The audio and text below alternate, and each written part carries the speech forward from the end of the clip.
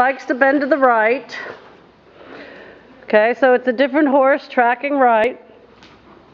Okay, so you have to almost think both hands to the inside the whole time you're riding her to the right. You understand?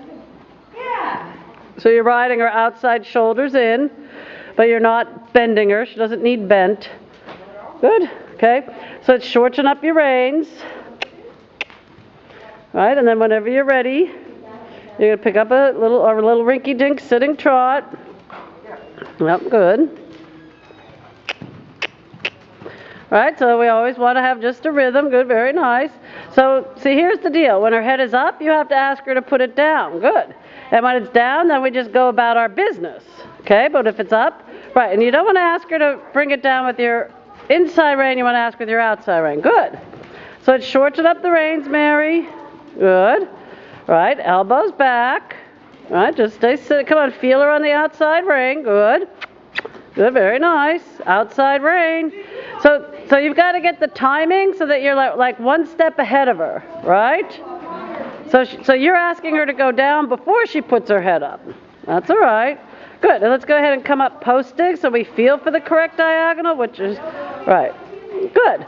And then we have our little rising trot, and she's better in the rising trot. Good. Good.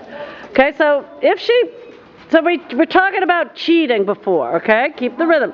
So as she starts to bring her head up, you can cheat by widening your hands. Good. Okay, and then when she puts her head down, then your hands will go forward and now widen. Good, and then forward, widen, outside, good, and forward, and widen, outside, right, good. So ideally, we don't want you to widen that much. You know, and of course, we exaggerate everything when we're learning. Good, very nice. Okay? Good. So what would you do if you wanted her to stretch down? Make her ask and then let the reins go. Right, you just open your fingers. She flexes, you open your fingers, and she goes down. Good, and you keep the rhythm. Right, and now we're going to shorten up the reins and bring her back together again. Right, and your outside rein is your dominant rein. Good, and let's go ahead and come off of the railing a little bit. Your outside rein is your dominant rein. So you don't pull her off the railing. You think both hands to the right. Good to come off the railing. Come on, keep the rhythm. Keep the rhythm. What? Both hands to the inside to come off the railing. Because you don't want to ride her by her nose. You want to ride her by the outside rein. Good. Good.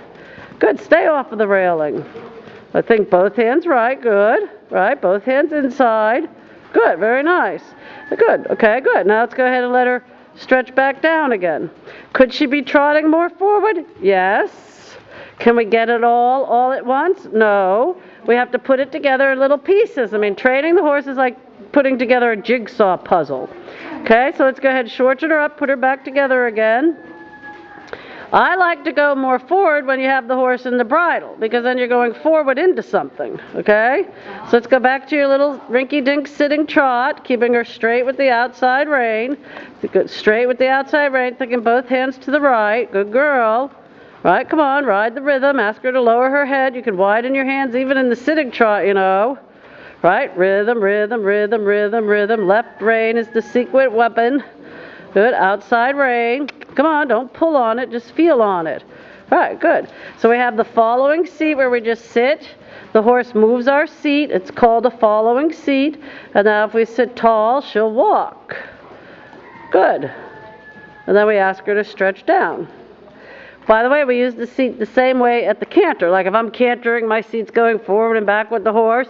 I sit tall. I break the rhythm of the motion of his canter. He trots. You just kind of quit following with your seat? You quit following with your seat. Right, by sitting tall. Like some people will tell you to exhale. Well, what happens when you exhale? It tightens your lower back.